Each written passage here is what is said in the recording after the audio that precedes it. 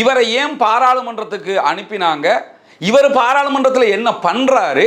ஹஜ் சம்பந்தமாக, குர்ஆன் சம்பந்தமாக, மஹர பள்ளி சம்பந்தமாகத்தான் எந்த நாளும் கதைத்து கொண்டிருக்கிறார்கள். அந்த பிரச்சனைகளை பார்லிமெண்ட்ல பேசாம எங்க போய் பேசுறது? எல்லா எம்பிக்களுக்கும் சொல்லுமா, வாங்க கம்பள பஸ் ஸ்டாண்ட்ல வந்து பேசுங்க. மைக்குக்கு முன்னாடி நின்னா மூளை ஆஃப் ஆகுற மாதிரி நடந்துகிட்டோம்னு சொன்னா அது இந்த சமூகத்திற்கு எந்த பலனையும் தராது. நம்ம என்ன பேசுறோம்ங்கிறத 1க்கு 10 வாட்டி யோசிக்கணும். அவர்களுக்கான சில பதில்களை சொல்வதற்கு நாங்கள் கடமைப்பட்டுள்ளோம். அதன் மூலம் எங்களுக்குள்ள நேர காலம் கூட அதற்காகத்தான் எந்த நாளும் செலவழியக்கூடியதாக இருக்கின்றது. முதல்ல இதுக்கு தான் பாராளுமன்றத்துக்கு ஆக்களை அனுப்புறோம்ங்கிறது பாராளுமன்ற உறுப்பினராக இருக்கிற உங்களுக்கு தெரியலங்கிறதா எங்களுக்கு இருக்கக்கூடிய மிகப்பெரிய மன வருத்தம்.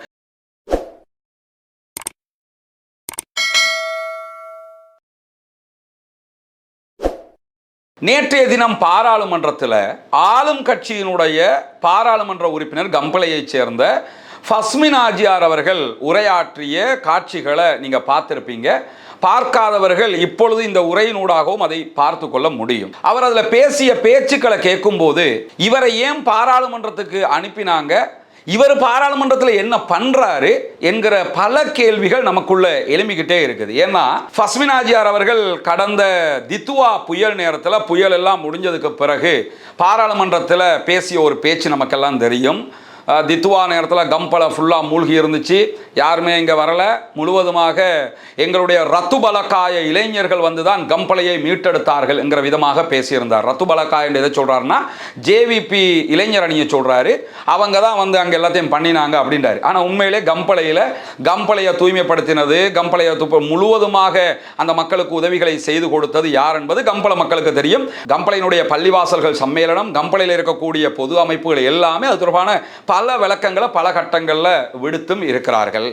அதற்கு பிறகு பாராளுமன்றத்துக்கு வந்து அதே ஃபஸ்மின் ஆஜியார் நான் ஏற்கனவே அப்படி கொஞ்சம் பிழையா பேசிட்டேன் என்றெல்லாம் பேசிய காட்சியெல்லாம் நம்ம பார்த்தோம். முதல்ல மைக்குக்கு முன்னாடி நின்னா மூளை ஆஃப் ஆகுற மாதிரி நடந்துகிட்டோம்னு சொன்னா அது இந்த சமூகத்திற்கு எந்த பலனையும் தராது. நம்ம என்ன பேசுறோம்ங்கிறத 1க்கு 10 வாட்டி யோசிக்கணும். அதை யோசிச்சு 4 பேர்ட்ட அட்வைஸ் கேட்டுட்டு தான் வந்து பாராளுமன்றத்தில் பேசணும். அது பாராளுமன்றம். அந்த பாராளுமன்றத்தினுடைய உரைகள் வெறுமனே டிவியில் போட்டு போறதுக்காக கிடையாது. அது எல்லாமே ஹன்சாட் பண்ணப்படுகிறது. அது அத்தனையும் தரவுகளாக வருகிறது. சர்வதேச நாடுகளைச் சேர்ந்த தூதுவர்கள் பாராளுமன்றத்திற்கு வருகிறார். அநேகமாக இவர் பேசிய அன்னைக்கு சைனாவினுடைய தூதுவரும் பாராளுமன்றத்திற்கு வந்திருந்ததை செய்திகளில் பார்க்க கிடைச்சது. இப்படி பல நாடுகளுடைய தூதுவர்கள் பாராளுமன்றத்துக்கு வருவாங்க, பேச்சுக்களை கேட்கறதுக்கு வருவாங்க, தீர்மானங்களை பார்க்கறதுக்கு வருவாங்க. இப்படியான நேரத்தில் இது மாதிரி ஆக்களை பார்த்தா அனுரகுமாரை பற்றி என்ன நினைப்பாங்கிற அளவுக்கு இவர்களுடைய பேச்சுக்கள் அமைஞ்சிருக்கிறத நம்ம பார்க்க முடியும். அந்த அடிப்படையில் தான் நேற்றைய தினம் ஃபஸ்மின் ஆஜியார் பேசுகிற நேரத்தில் என்ன சொல்றாருன்னு கேட்டால், முஸ்லீம் எம்பிக்கள் அத்தனை பேருமே முஸ்லீம்களிடத்தில் தங்களுடைய வாக்கு வங்கியை பெருக்கிக்கிறதுக்காக கனவு காண்றாங்க. அந்த கனவுல ஒன்றாக எப்ப பாரு பார்லிமெண்ட்டுக்கு வந்து ஹஜ் சம்பந்தமாக, குர்ஆன் சம்பந்தமாக, மஹர பள்ளி சம்பந்தமாகத்தான் எந்த நாளும் கதைத்து கொண்டிருக்கிறார்கள். ஒன்றோ மஹர பள்ளியை பத்தி பேசுறாங்க, இல்லைன்னா ஹஜ் பிரச்சனையை பத்தி பேசுறாங்க, இல்லைன்னு சொன்னா குர்ஆன் பிரச்சனையை பத்தி பேசுறாங்க. இதெல்லாம் இவங்களுக்கு நாங்கள் பதில் சொல்லி எங்க டைமும் வேஸ்ட் ஆகுது என்கிற விதமாக அவர் பேசுறதை நம்ம பார்க்க முடியும். உங்கள்கிட்ட யாரு பதிலை கேட்டா அதை முதல்ல சொல்லுங்க ஃபஸ்மின் ஆஜியார். உங்ககிட்ட யாரும் பதில கேட்கல. அவங்க பேசினா எழும்பி நீங்க பதில் சொல்லுங்கன்னு அங்க யாரும் சொல்லலை. பாராளுமன்றத்தில் மஹர பள்ளியை பற்றியோ அல்லது குரானை பற்றியோ அல்லது ஹஜ் பிரச்சனையை பற்றியோ கேள்வி எழுப்புகிற நேரம் துறை சார்ந்த அமைச்சர்களிடத்தில் அதற்கு பதில்களை எதிர்பார்க்கிறார்கள். முதல்ல இதுக்கு தான் பாராளுமன்றத்துக்கு ஆக்களை அனுப்புறோம்ங்கிறது பாராளுமன்ற உறுப்பினராக இருக்கிற உங்களுக்கு தெரியலங்கிறதா எங்களுக்கு இருக்கக்கூடிய மிகப்பெரிய மன வருத்தம். நான் ஏற்கனவே சொன்ன மாதிரி தான் இந்த எலெக்ஷன்ல அனுரகுமார மீதான ஒரு அலை ரெல்லை ஒன்று வந்துச்சு. அனுரோட ஸ்பீச்சுகளை கேட்டோம், அறகலையில் நின்னோம். அறகலைக்கு பிறகு அனுருடைய அந்த ஸ்பீச் எல்லாம் பார்த்து ஓகே, இப்போ நாடு நாசமாக போயிருக்குது, எக்கானமிக்கு விழுந்து இருக்குது. அதே நேரத்தில் கோட்டாவினுடைய அரசு வந்து முழுவதுமாக இனவாதத்தை கக்கி இந்த நாட்டையே சீரழிச்சு விட்டாங்க. அதே மாதிரி அதற்கு முன்பதாக இருந்த அரசாங்கங்களும், அதே மைத்திரி அரசாங்கம் உள்ளிட்டவர்களும் அதைத்தான் செஞ்சாங்க. எனவே இந்த நாடு முன்னேற வேண்டும் என்றால், இனவாதமற்ற மதவாதமற்ற அமைதியான ஒரு தேசம் உருவாக வேண்டும் என்றால் அனுரகுமார் அதற்கு பெஸ்ட் சாய்ஸாக இருப்பார் என்கிற அடிப்படையில் அனுரகுமார மீது கொண்ட ஒரு அபிமானமும் அனைத்து மக்களையும் அனுரகுமார திசாநாயக்கனுடைய பேச்சுக்கு பின்னால் வாக்களிப்பதற்கு தூண்டியது. அந்த அடிப்படையில் தான் அவர் ஜனாதிபதி தேர்தலில் வெற்றி பெறாரு. பாராளுமன்ற தேர்தலுக்கும் வந்து பிரச்சாரம் பண்றாரு. எங்க மக்களுக்கு நீங்க வாக்கு செலுத்துங்கன்னு சொல்றாங்க. அனுரகுமாரவுக்காக அத்தனை பேரும் என்பிபிக்கு ஓட்டு போட்டாங்க. என்பிபியில் நிறுத்தப்பட்ட கேண்டிடேட் யாருன்னு கூட மக்களுக்கு தெரியாது. இன்னும் சொல்ல போனா இவரெல்லாம் பாராளுமன்ற உறுப்பினரா என்று இன்றைக்கும் கேட்கிற அளவுக்கு தான் மக்களுடைய நிலைமை இருக்குது. அனுரகுமார் திசாநாயக்கவுடைய பேச்சுக்களை கேட்டு, அனுரகுமார் திசாநாயக்கவுடைய பாராளுமன்ற உரைகளை கேட்டு, அனுரகுமார் திசாநாயக்கவுடைய போராட்டங்களை பார்த்து அனுரகுமார் திசாநாயக்க அவர்களும் அவர் கண்டிடேட்டாக நிறுத்தக்கூடியவங்களும் அனுர மாதிரியே யோசிப்பாங்க, அனுரகுமார் திசாநாயக்க மாதிரியே சிந்திப்பாங்க, அனுரகுமார் திசாநாயக்க மாதிரியே டேலண்டா இருப்பாங்க, நாட்டை வலுப்படுத்தணும் வளப்படுத்தணும் என்கிற சிந்தனையோட இருப்பாங்கன்னு சொல்லித்தான் மக்கள் நம்பி யாரு கண்டிடேட்டுங்கிறதையே கூட ஆய்வு செய்யாம வாக்க போட்டாங்க. ஆனா இப்பதான் தெரியுது அங்க இருக்கக்கூடிய பெரும்பாலான ஆக்கள் பஸ்மினாஜியார்கள், அங்க இருக்கக்கூடிய பெரும்பாலான ஆக்கள் ஆதம்பாவாக்கள், அங்க இருக்கக்கூடிய பெரும்பாலான ஆக்கள் ரியாஸ் ஃபாரூக்குகள், அங்க இருக்கக்கூடிய பெரும்பாலான ஆக்கள் குர்நாகலில் இருக்கிற மாதிரி அஸ்லம் மாதிரி ஆட்கள், இந்த மாதிரி ஆட்கள்ங்கிறது இப்பதான் தெரியுது. ஏன்னா இவங்களுக்கு டாஸ்க் கொண்டு கொடுத்துருக்காங்களா இல்ல இவங்களே அந்த டாஸ்க் எடுத்திருக்கிறாங்களான்னு தெரியல. இந்த குருநாகலில் அஸ்லம் எம்பின்னு ஒருத்தர் இருக்கிறாரு. அந்த ஆள் எப்ப எழும்பினாலும் என்ன பண்ணுவாருன்னு கேட்டா இதே மாதிரி யாராவது முஸ்லீம் தலைவர்களுக்கு பாராளுமன்றத்தில் திட்டிக் கொண்டிருப்பார். அதே மாதிரி இந்த பஸ்மினாஜியாரை எடுத்துக்கிட்டாலும் இதே மாதிரி திட்டிக்கிட்டு இருப்பாரு. இப்போ ஒருத்தருக்கு புதுசா கிளம்பி இருக்கிறார்ல பிரதி அமைச்சர் முனீர் முலோஃபர், அவரும் அப்படித்தான். நாங்கெல்லாம் யார் தெரியுமா ஆண்டுகிட்டு அந்த மாதிரி தான் அவரும் பேசுவார். ஆனா இதை தவிர்த்து இந்த மாத்தறையில ஒரு எம்பி இருக்கிறாரு அர்க்கம் இலியாஸ், அவர் பாட்டுக்கு அவர் வேலைகளை செஞ்சுக்கிட்டு நாட்டுக்கு தேவையானதை பண்ணுவோம்ங்கிற ரேஞ்சில் போகிற காட்சிகளை நம்ம பார்க்க முடியும். இந்த ஆக்களை எடுத்துக்கிட்டோம்னா இவங்களுடைய டாஸ்காகவே இதை வச்சிருக்கிறாங்க. அந்த மாதிரி இந்த பஸ்மினாஜியார் பாராளுமன்றத்தில் வந்து என்ன சொல்றாருன்னு கேட்டா முஸ்லீம் எம்பிக்களால எங்களுக்கு டைம் வேஸ்ட், எப்ப பாரு மகரப்பள்ளியை பத்தி கேட்கறாங்க, எப்ப பாரு குரானை பத்தி கேட்கறாங்க, விடுவீங்கன்னு சொல்லிக்கிட்டு இருக்கிறாங்க, எப்ப பாரு வந்து ஹஜ் பிரச்சனையை பத்தி பேசுறாங்கிறாங்க. அந்த பிரச்சனைகளை பார்லிமெண்ட்ல பேசாம எங்க போய் பேசுறது? பஸ்மினாஜியார் நீங்க சொல்லுங்க, கம்பள பஸ் ஸ்டாண்ட்ல வந்து பேசிட்டுமா? எல்லா எம்பிக்களுக்கும் சொல்லுமா வாங்க கம்பள பஸ் ஸ்டாண்ட்ல வந்து பேசுங்க, நூறலிய ரோட்ல வந்து உட்கார்ந்து பேசிக்கிட்டு இருக்கீங்க, ஒரு டீ கடையில வந்து பேசிக்கிட்டு இருக்கீங்க, இப்படி சொல்லுவோமா? பார்லிமெண்ட்டுக்கு எதுக்கு ஆக்களை அனுப்புறோம்? இதை பேச மகர பள்ளிவாசல் பிரச்சனை முடிஞ்சிருச்சா?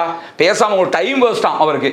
உங்ககிட்ட யாரு கேட்டா இதெல்லாம் பஸ்மினாஜியார் தீர்வு தாங்கன்னு யாராவது வந்து மகர பள்ளி விஷயத்தை உங்கள்கிட்ட கேட்டாங்களா? குரான் விஷயத்தை உங்கள்கிட்ட யாராவது கேட்டாங்களா? எதை கேட்டோம்? உங்கள்கிட்ட எதையுமே கேட்கல. இன்னும் சொல்ல போனா இது நான் இந்த பேசினதுக்காக சொல்றேன். இந்த குரான்களை விடுவிக்க வேண்டும்னு ஒரு மீட்டிங் நடத்தினோம். மீட்டிங் நடத்தும் போது அங்க வந்தாரு பஸ்மினாஜியார் வந்தாரு. அவர் எம்பிங்கிற வகையில் வரும்போது கண்டதுமே முஸ்லிம் சமூகத்திற்காக அதிகமாக உரிமைகளுக்காக பேசிய ஸ்ரீலங்காவுடைய உரையால் நான் மட்டும்தான். நான் ஒன்றும் சொல்லல, ஆஜியார் போய் உட்காருங்கன்னு. ஏன்னா அதுக்கு நம்ம பதில் சொல்றது அந்த இடத்துக்கு அவருக்கு பொருத்தமானதாக இருக்காது. பதில் இருக்குது, அது எப்படியான பதிலுங்கிறது எல்லோருக்கும் தெரியும். நான் ஒண்ணுமே சொல்ல போய் உட்காருங்கன்னு. ஏன்னா அவர் அப்படிப்பட்டவர். அவருடைய நடத்தைகள் பார்க்கறதுக்கே நமக்கு என்னடா இப்படி இருக்கிறாருங்கிற மாதிரி தோணுது. அந்த இடத்துல இருந்துகிட்டு முஸ்லீம் எம்பிக்கள் மகரப்பள்ளி வாசலை பத்தி கேட்கறது டைம் வேஸ்டாமா இருக்கு. குரான்களை தடுத்து நிறுத்தி இருக்கிறாங்க. போன கவர்மெண்ட்ல தடுத்து நிறுத்தினது. இந்த கவர்மெண்ட் வந்து 2 வருஷம் ஆயிடுச்சு. இந்த ஒண்ணுக்கு உதவாத ரிவ்யூ கமிட்டிங்கிற பேர்ல 8 உலமாக்களை வச்சுக்கிட்டு இந்த உலமாக்கள் செய்த நாசகாரமான வேலை அது. குரான்களை சவுதியில இருந்து வந்த குரான்ங்கிறதுக்காகவே தடுத்தாங்க. சவுதி அந்த சவுதி குரானை எல்லாம் வரவிட முடியாதுன்னு தடுத்தாங்க. 30-40 வருஷமாக அந்த குரான் தான் ஸ்ரீலங்காவுக்கு வந்துகிட்டு இருக்குது. அந்த குரான் பிரதிகளை நெஞ்சழுத்தத்தோடு அல்லாவுக்கு பயம் இல்லாமல் அநியாயமாக தடுத்து நிறுத்திட்டு இன்றைய விடுவெளி பேப்பருக்கு கூட அர்க்கம் நூர் அஹ்மத் பேட்டி கொடுத்திருக்கிறாரு. இதை விடுவிக்க வேண்டிய பொறுப்பு அரசாங்கத்துக்கு தான் இருக்கிறது அப்படிங்கிறாரு. அரசாங்கம் தான் தடுத்துச்சா? முதல்ல தடுத்தது உலமாக்கள் இல்லையா? இந்த உலமாக்கள் செய்கிற நாசகாரமான வேலை இது. அத்தனை இஸ்லாமியர்களும் சபித்து கொட்டி கொண்டிருக்கிறார்கள். ரிவ்யூ கமிட்டிங்கிற பேர்ல குர்ஆனையை தடுத்தது மட்டுமல்லாம அந்த முன்னாள் முஸ்லிம் கலாச்சார திணைக்களத்தினுடைய பணிப்பாளர் இப்ராஹிம் அன்சாருடைய பேட்டியில பார்த்திருப்பீங்க. குர்ஆன்ல வரக்கூடிய வசனங்களை டிஃபெக்ஸ் பண்ணி அழிக்கணும் என்று சொல்லுகிற அளவுக்கு நெஞ்சழுத்தம். அல்லாஹ் மீது கொஞ்சம் கூட அச்சம் இல்லாம அல்லாஹ்வின் மார்க்கத்தை குர்ஆனையே டிஃபெக்ஸ் பண்ற அளவுக்கு நிலைமை போகுதுன்னா இது ஞானசார கூட இப்படி நடக்கல. இவ்வளவு அநியாயம் பண்ணியிருக்கிறாங்க. இந்த குரான்கள் குரானுடைய பிரதிகள் 40 வருஷமாக இதுதான் குரான்ல நம்ம எல்லாரும் படிச்சுக்கிட்டு இருக்கிறோம்.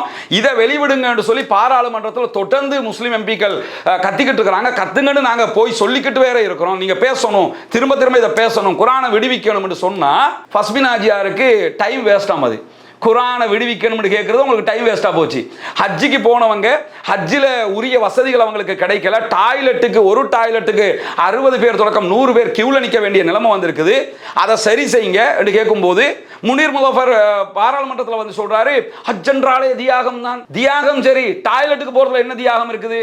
எல்லாரையும் ஹஜ்ஜில் தியாகம் செய்யணும், எல்லாரும் போங்க பாலைவனத்தில் டாய்லெட்டுக்கு போயிட்டு வாங்கன்னு சொல்லலாமா ஆம்பளை பொம்பளை எல்லாரையும்? இதை வந்து பாராளுமன்றத்தில் அவர் இதை கேட்டால் பதில் இல்லை, பதில் இல்லாட்டி டைமை வேஸ்ட் பண்ணுறீங்க அப்படிங்கிறதா? மகர பள்ளிவாசலுக்கு என்ன தீர்வை தந்துட்டீங்க கேட்க வேணாமா? இந்த கேள்வி எல்லாமே கடந்த கவர்மெண்ட்ல கேட்கும்போது அந்த கவர்மெண்ட் இனவாத கவர்மெண்ட், அவங்கள்ட்ட கேட்க முடியாது, கேட்டால் பதிலும் கிடைக்காது. அதனால தான் ஆட்சியை மாற்றி உங்களை கொண்டு வந்திருக்குது. நீங்கள் தாங்கன்னா நீங்கள் கேட்குறீங்க, அதெல்லாம் டைம் வேஸ்ட். உரிமையை கேட்குறது உங்களுக்கு டைம் வேஸ்ட்டா? எங்கள் சமூகத்திற்கான நியாயத்தை கேட்பது டைம் வேஸ்ட்டா? முதல்ல இந்த ஆளை பார்க்காம வாக்கு போட்டாங்கல்ல, அதுக்கு சொல்லணும். அனுரகுமாரோட பேச்சை நம்பி போட்ட வாக்குல அப்படியே சருகல்களாக வந்து சேர்ந்துட்டு இந்த சமூகத்துக்கு நீங்க தார தலவர்த்தம் இருக்குதே, தாங்க முடியல. எங்களுக்கெல்லாம் முதல்ல இந்த NPP கட்சி, அனுரகுமார் திசாநாயக்கனுடைய கட்சி ஒரு முடிவெடுக்கணும். வாயை திறக்காம இருக்க சொல்லுங்க. அஷ்ரப் அவர்கள் பல இடங்கள்ல பேசிய ஒரு பேச்சு தான், முட்டாள் வாய் திறக்காத வரைக்கும் அறிவாளியாக பார்க்கப்படுவான்னு பாரு. இவங்க வாய் திறக்காத வரைக்கும் பரவாயில்லை. இந்த குருநாகலையில் அஸ்லம் ஒருத்தர் இருக்கார்ல, அந்த பார்லிமெண்ட்ல வந்து எப்படிப்பட்ட ஜனாதிபதி தெரியுமா, நஜ்ஜாசி மன்னர் மாதிரி ஒருவரை கொண்டு வந்திருக்கிறோம் அப்படின்றாரு. நஜ்ஜாசிட்ட கொஞ்சம் சொல்லுங்க, குரானை விடுவிக்க சொல்லி, மகர பள்ளியில பிரச்சனையை முடிச்சிட சொல்லுங்க, இந்த ஹஜ்ஜி பிரச்சனைகளை இனியாவது வராம பார்த்துக்கொள்ள சொல்லுங்க. சொல்லலாம்ல நஜ்ஜாசிட்ட? ஜால்ராக்கு மேல ஜால்ரா அடிச்சுக்கிட்டு இருக்கிறாங்க. எனவே இந்த ஃபஸ்மின் ஆஜியார் மாதிரி ஆட்கள் தயவு செய்து நீங்க பாராளுமன்றத்தில் பேசாதீங்க. அதுவே பெரிய இந்த சமூகத்துக்கு செய்கிற பெரிய நலவு. நீங்க அதை நீங்க பேசாம இருந்தாலே பரவாயில்ல, இந்த கட்சிக்கு செய்கிற பெரிய நலவா போயிடும். அவங்க இந்த ஆட்சிக்கு வந்து அனுரகுமார் திசாநாயக் ஏதாவது ஒரு சேஞ்சை பண்ணுவோம், ரிஃபார்மை பண்ணுவோம்னு நிற்கிறாரு, நாட்டுக்கு ஏதாவது நலவு பண்ணுவோம்னு நிற்கிறாரு. அவருடைய அந்த நல்ல தன்மைகளையும் நாசமாக்கி விட்டுறாதீங்க. சமூகத்துக்கு மத்தியில் வெறுப்பு வந்துகிட்டு இருக்குது. இந்த மாதிரி உங்க மாதிரி ஆட்களை பார்த்தீங்கன்னா இவங்களையாடா பாராளுமன்றத்துக்கு கொண்டு வந்தோம்னு யோசிக்கிற மாதிரி நிலைமை ஆயிடுச்சு. எனவே ஃபஸ்மின் ஆஜியார் மாதிரி ஆட்களுக்கு அன்பாக சொல்லிக் கொள்வதே என்னன்னா, நீங்கள் என்ன பேசுகிறோங்கிறத தயவு செய்து வீட்டில் இருந்து குறிப்பெடுங்க. உங்களுக்கு அந்த குறிப்பெடுக்கிற தன்மைகள், அதுக்குரிய முன்னாயத்தங்கள் பண்ண முடியலைன்னா அரசாங்கமே ஒரு எம்பிக்கு செக்ரட்டரி வைக்கிறாங்க, அதுக்குரிய சலுகைகள் வரப்பிரசாதங்களை தர்றாங்க. அந்த மாதிரி ஆக்கட்ட சொல்லி எழுதி எடுத்துகிட்டு வந்து வாசிச்சுட்டு போயிருங்க. எதையாவது கடமைக்கு பேசணும்ல, பார்லிமெண்ட்ல சும்மா இருக்க முடியாதுல்ல, அதுக்கு வந்து வாசிச்சுட்டு போங்க. சமூகத்திற்காக பேசுகிறவர்கள், குரானை விடுவிக்க சொல்கிறவர்களை, மகர பள்ளிவாசலுக்காக பேசுகிறவர்களை, ஹஜ்ஜில் நடந்த அநியாயத்துக்காக பேசுகிற பாராளுமன்ற உறுப்பினர்கள் பேசினால் அதை வந்து டைம் வேஸ்ட் சொல்லி சமூகத்தினுடைய சாபத்தை அள்ளி கட்டி கொள்ளாதீங்க மதிப்புக்குரிய பாராளுமன்ற உறுப்பினர் அவர்களே என்று அன்பாக கேட்டுக்கொள்கிறேன். வாஹிர் தஅவானா அல்ஹம்துலில்லாஹி ரப்பில் ஆலமீன்.